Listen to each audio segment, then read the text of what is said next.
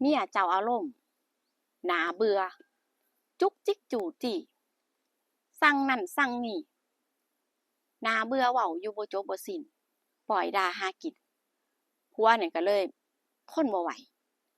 ผัวว่าทนบ่ไหวแล้วโอ้ยอยู่แล้วบ่มีความสุขตั้งแต่อยู่กันมาเมียมีแต่ปล่อยแต่ด่าผัวก็เลย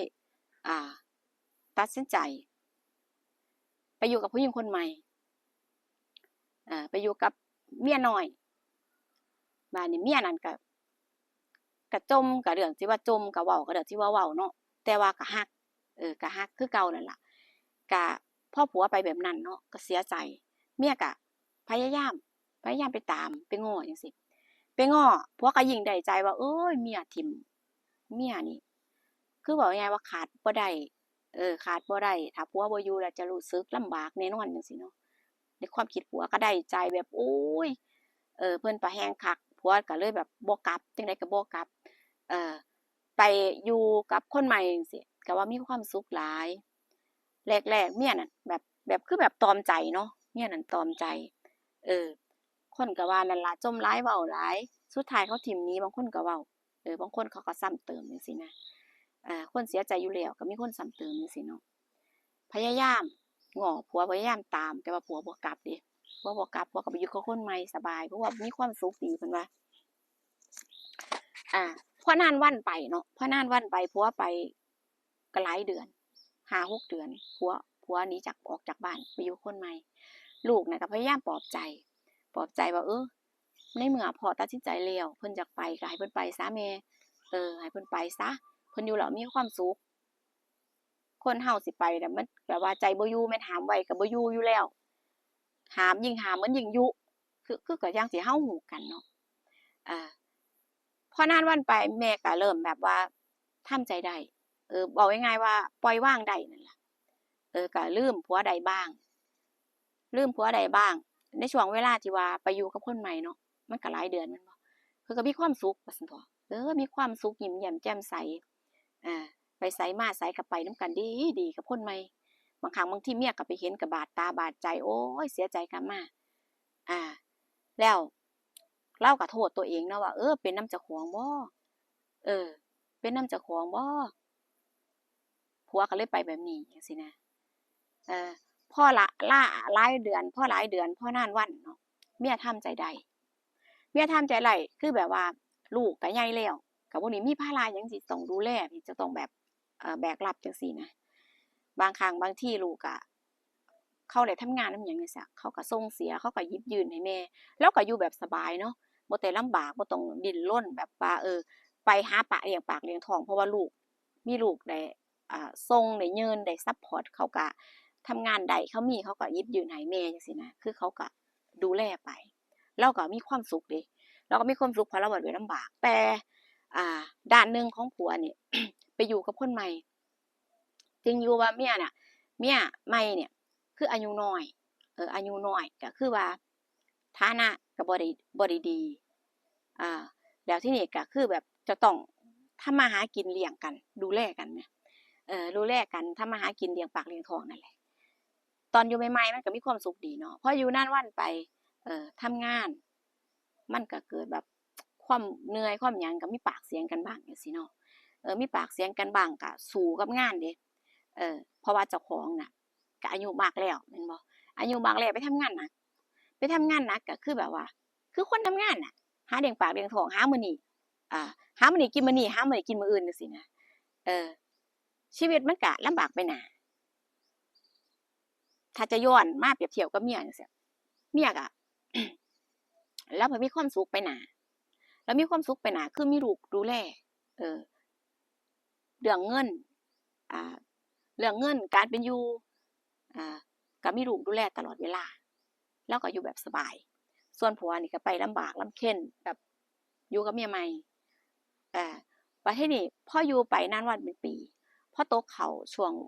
เป็นปีนึงมาจังซี่ก็มีปากเสียงกันบ่อยกับเมียน่ะมีปากเสียงกันบ่อยแล้วบัดนี้คือแบบว่าสิ่งที่คิดว่าเจ้าของคิดว่ามันดีแล้วคิดเจ้าของถิ่มมานี่ที่เจ้าของถิ่มหนีมานี่ว่าแย่ที่สุดยังบ่เท่ากับแย่กับอยู่กับคนใหม่พ ราะว่าอยู่กับคนใหม่คือ เขาเว้าเขาบ่เว้าธรรมดา เออ เขาด่าเขาก็บ่ด่าธรรมดา คือแบบว่า มันหนักกว่าคนเดิม มันหนักกว่าเมียคนเดิมที่อยู่นำกันอีก ทีนี้พออยู่ไปทนไปเนาะ พออยู่ไปทนไป มันลำบาก มันลำบากก็เลย ก็เลยกลับมา ก็เลยกลับมา มาเห็นสภาพการเป็นอยู่ของเมีย เลาอยู่มีความสุข โอ๊ย ดู อวบอิ่ม ผิวพรรณโผดผ่อง เลาบ่ได้ลำบาก บ่ได้ไปสู้ชีวิต หากินเลี้ยงปากเลี้ยงท้องเจ้าของ มีแต่กินกับนอนวันๆใช้ชีวิตแบบมีความสุข สบายๆบ่ได้ไปเดือดร้อนหยัง เพราะลูกก็เขาก็ใหญ่แล้วมีครอบครัวเนาะ เขาทำงานทำการจั่งซี้ มีแต่คนทำงานดีๆจังซี้นะ ลูกเลี้ยงเราว่าซั่นเถาะ มาเห็นชีวิตเมียคือแบบว่าชีวิตเราดีเนาะ เปรียบเทียบกับเจ้าของใส่เสื้อผ้าเก่าๆ จากที่ไปอยู่กับเมื่อก่อนมันแตกต่างกันแรงจังซี้นะ ชีวิตมันเริ่มแบบดิ่งลง ชีวิตเริ่มแย่ลง กลับมาก็มาเห็น สภาพ การเป็นอยู่ของเมีย คือแบบว่ามันดีขึ้น เปรียบเทียบกับเจ้าของแล้วมันแตกต่างกันแรงจังซี้นะ ก็มีความคิดแบบว่าอยากสิกลับมา หาเมียคือเก่า ก็มาง้อ มาขอคืนดี มาขอโทษเลาจั่งซี้เนาะว่าได้จะว่ายอมรับผิด ตอนไปว่าเราบ่ดีว่าเราผิดนะ ว่าเราผิดโทษเราทุกอย่าง โทษเมียว่าเมียนี่บ่ดี เมียจม เมียพูดมาก เมียด่าเมีย หลายๆอย่างที่เคยเว้าให้เมีย พออยากกลับมา พอผัวนี่อยากกลับมา มาอยู่กับครอบครัวคือเก่า เพราะว่าทนชีวิตลำบาก ที่ไปอยู่กับคนใหม่บ่ไหวแล้วจังซี้นะ แล้วทีนี้เราว่าเมียน่ะก็คือว่าบ่เอาแล้วเมียว่า บ่เอาแล้ว ข้อยอยู่จั่งซี้ข้อยก็มีความสุขดี ข้อยบ่ได้โหยหา ข้อยขาดเจ้าข้อยก็อยู่ได้ แถมข้อยก็อยู่มีความสุข จริงอยู่ก่อนหน้านี้ข้อยตาม นำเอิ้น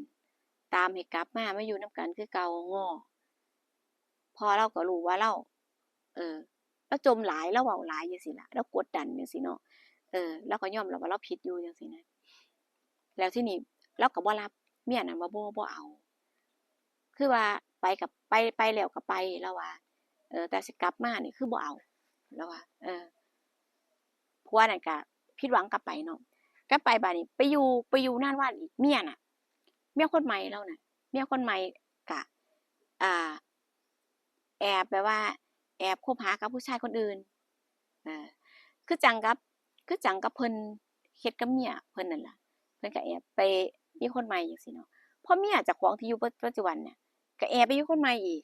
คล้ายๆคือจังกับว่ากรรมตามสนอง ที่เคยเฮ็ดกับเมียเจ้าของไว้จังซี้เนาะ รู้แล้วว่าเจ้าของเนี่ยจะถูกถิ้ม รู้แล้วว่าเจ้าของเนี่ยแบบว่าเบิดประโยชน์แล้ว กับครอบครัวที่จะอยู่คิด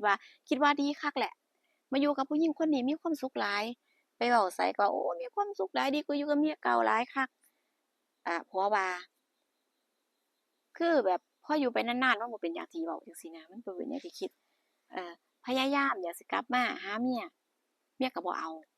เมียว่าบ่เอา ถ้าไปก็ไปแล้ว ไปเลย บ่ต้องกลับมา บ่เอาเด็ดขาด เว้าง่ายๆว่าไปสู้ชีวิตมาแบบว่าเต็มที่แล้วจังซี้นะ แล้วทีนี้ก็อ่าพยายามให้ลูกน่ะมาเกลี้ยกล่อม มาเว้ากับแม่ มาคุยกับแม่ว่า ให้พ่อกลับมาอยู่นำกันเป็นครอบครัว อยู่กันอยังมีความสุขคือเก่าจังซี้นะ อยากให้ลูกช่วยจังซี้ ช่วย มาเว้ากับเมียให้แหน่จังซี้นะ มาเว้ากับแม่ให้แหน่ ให้แม่ใจอ่อนจังซี้เนาะ ลูกก็ว่ามันก็ยากที่จะทำใจเนาะ เพราะว่าก่อนหน้านี้พ่อก็เฮ็ดกับแม่ไว้หลายอีหลี แม่แบบว่าลูกเขาก็เห็นว่าแม่น่ะเสียใจเนาะ ถ้าสิมองว่าความผิดของแม่บ่ที่แม่ อ่า เว้าแม่จม แต่ว่ามันก็แค่การเว้าการจมในส่วนหนึ่งก็คือเรารัก เราก็เว้าภาษาเรานั่นล่ะ มันก็บ่ได้เจ็บได้ปวดอิหยังมากมาย แต่ว่าพ่อก็เฮ็ดแบบใจดำเกินไปจังซี้นะหนีไปมีคนใหม่ถิ้มเลาแล้วก็แบบดูถูกแบบว่าเฮ็ดแบบให้เราเสียใจแรงจังซี้นะ ลูกว่าก็สงสารแม่ ก็สงสารแม่ลูกก็เลยว่าแล้วแต่ให้ตัดสินใจกันเองให้พ่อแม่ตัดสินใจกันเองเพราะว่าลูกก็บ่ขอไปยุ่งเกี่ยวจังซี้เออลูกก็บ่ขอยุ่งเกี่ยวอยากจะช่วยนะแต่ว่าก็บ่ฮู้ว่าสิช่วยแบบใดจังซี้เนาะเพราะว่าพ่อน่ะก็เฮ็ดให้แม่น่ะแบบเสียใจหลายจังซี้ลูกก็ตอนที่เห็นแม่แบบทุกข์ใจจังซี้นะลูกเขาก็แบบว่าโอ๊ยสงสารบางครั้งบางทีลูกก็ให้นำ เห็นแม่แบบเสียใจแบบว่าโอ๊ยทำใจบ่ได้เราทำใจบ่ได้ในตอนแรกนะอ่าในส่วนหนึ่งลูกก็เครียดให้พ่อเด้ว่าเป็นหยังคือเฮ็ดได้จังซี้เนาะคนเคยอยู่นำกันเคยทุกข์เคยมีความทุกข์นำกันความสุขนำกันสู่สู่ชีวิตมานำกันแบบอ่าผ่านมานำกันมาหลายแล้วจังหยังคือเฮ็ดได้แค่นี้คือว่าหนักแท้แบบนี้คือยังคือทนบ่ได้จังซี้นะลูกก็รู้สึกบางครั้งบางทีก็รู้สึกน้อยใจอยู่เดะน้อยใจพ่อจังซี้นะอืมก็ลูกก็ว่าให้แก้ปัญหาเองพยายามทุกอย่างเราพยายามทุกอย่างเพราะเราจะกลับมาเพราะว่าเราว่าชีวิตมันลำบากแรงในช่วงอายุแบบเจ้าของอายุหลายแล้วเนาะแล้วทีนี้ก็มาง้อเมียง้อจั่งใดก็ง้อบ่ได้แล้วพอกลับไปหาคนใหม่คนที่เคยอยู่นำกันก็หนีไปมีคนใหม่หนีไปมีผัวใหม่อีกถิ้มเจ้าของหนีเออเมียที่ไปอยู่นำกันน่ะเขาก็ถิ้มเจ้าของหนีคือเว้าง่ายๆว่าสรุปก็คือได้อยู่คนเดียวได้อยู่คนเดียวได้หาเลี้ยงปากเจ้าของลำบากในช่วงตอนแก่เฒ่าเออหลายคนก็ว่าถ้าเกิดว่าบ่ถิ้มเมียหนีถ้าเกิดว่าบ่ถิ้มเมียหนีถ้าเกิดว่าบ่ไปแบบนี้เลาก็บ่ลำบากเพราะว่าลูกก็จะเลี้ยงดูแล้วก็จะดูแลจังซี้นะแล้วก็ถามว่าอ้าวลูกคือบ่ดูแลก็ไหนๆก็คือพ่อคือกันก็คือถ้าไปมีคนใหม่แล้วนะถ้าไปมีคนใหม่ไปมีครอบครัวใหม่แบบนี้มันยากที่เขาก็จะมีการหยิบยื่นหรือว่าให้อยู่บ้างแหละนะแต่ว่าจะให้แบบว่าตลอดเวลาดูแลคือกันกับดูแลแม่เนี่ยมันก็ยากเพราะว่าถ้าได้แยกตัวออกไปเป็นครอบครัวใหม่แล้วเนี่ยมันเป็นอิหยังที่พูดยากเนาะเออนะพูดว่ามันเป็นอิหยังที่พูดยากแต่ว่าถ้าอยู่นำกันพ่อแม่อยู่นำกันตลอดจังซี้เขาก็คือว่าเต็มใจดูแลเต็มใจดูแลอย่างเต็มที่ถ้าบ่เดือดร้อนจริงๆถ้าบ่ขอจังซี้มันก็ยากที่เขาจะหยิบยื่นให้ได้ลูกนี่จริงอันนี้เรื่องจริงเออหลายๆคนคิดว่ามันคิดหลายคนคิดว่ามันจริงบ่ถ้าเกิดว่าฝ่ายใดฝ่ายหนึ่งแยกตัวระหว่างพ่อแม่เนี่ยแยกตัวออกไปมีครอบครัวใหม่อืมลูกเนี่ยจะบ่ค่อยได้แบบว่าดูแลหรือว่าหยิบยื่นอิหยังมากมายนี่ถ้าเกิดว่ายังอยู่นำกันพ่อแม่จั่งซี้เขาดูแลเขาเต็มใจดูแลเพราะว่าหยังเพราะว่าเจ้าของได้ออกไปมีครอบครัวใหม่แล้วจังซี้นะความคิดของเขานี่ความคิดของลูกแบบนี้มันก็จะเป็นแบบนี้แล้วก็เรียกร้องอิหยังบ่ได้ถ้าบ่จำเป็นจริงๆถ้าแบบว่าขอจังซี้เขาก็ให้อยู่บ้างจังซี้เนาะลูกก็มีการช่วยเหลืออยู่บ้างแต่ว่าถ้าจะมองว่าให้แบบว่าอยากให้อะมันยากที่จะมีบางครั้งบางทีพ่อแม่อยู่นำกันเนี่ยบางครั้งบางทีลูกก็ยังบ่ได้หยิบยื่นบ่ได้ให้บ่ได้จั่งใดบ่ได้เลี้ยงดูบ่ได้ดูแลเท่าที่ควรด้วยซ้ำไปเดะแม่นบ่ก็ยังบ่ได้ดูแลซ้ำก็คือต่างคนต่างหากินเลี้ยงดูจากตัวเองไปจังซี้นะแบบนี้ก็ยังมียังหลายคือกันนะคะทุกคนก็เพิ่นก็ว่าเออก็คือแบบกรรมตามสนองหรือว่าเฮ็ดกับคนอื่นไว้จั่งใดก็ได้จังซั้นก็คือแหละเนาะสำหรับผู้ก็มองว่ามันก็คือมันก็คือจังแบบว่า คือจังกามตามตามกรรมตามสนองคือว่าเนาะเรื่องราวก็เล่าสู่กันฟังประมาณนี้นะคะขอบคุณทุกการรับชมนะคะอ่าขอบคุณกำลังใจจาก FC ทุกท่านทั้ง FC ใหม่ FC เก่าที่เข้ามาติดตามรับชมคลิปนะคะอย่างต่อเนื่องนะคะเจอกันคลิปหน้าค่ะได้รับฟังรับชมกันแล้วมีความคิดเห็นจังใดก็สามารถคอมเมนต์มาพูดคุยกันได้นะคะเจอกันคลิปหน้าค่ะสวัสดีค่ะ